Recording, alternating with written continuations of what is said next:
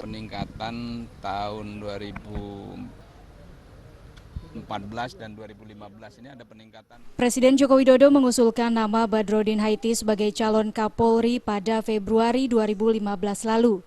Surat pencalonan Komjen Polisi Badrodin Haiti sebagai calon Kapolri itu pun akan segera dibahas oleh DPR RI pada Senin 23 Maret nanti.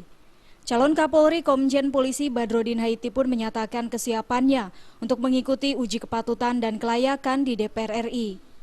Badrodin Haiti yang masih menjabat Wakapolri mengaku telah menyiapkan bahan-bahan untuk menjalani proses uji kepatutan dan kelayakan itu. Baik dari sisi materi uji kepatutan dan kelayakan, juga termasuk komunikasi dengan berbagai pihak. Nantinya dalam gelaran uji kepatutan dan kelayakan yang dilakukan oleh DPR RI, calon Kapolri tersebut akan memaparkan visi dan misi, termasuk program prioritasnya.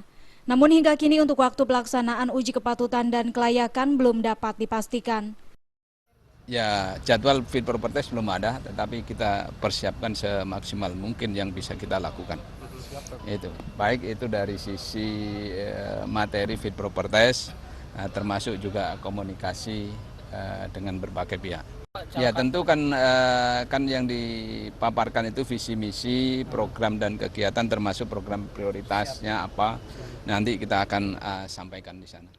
Dari Jakarta, Linda Puspitasari dan Rifan Alfidian melaporkan.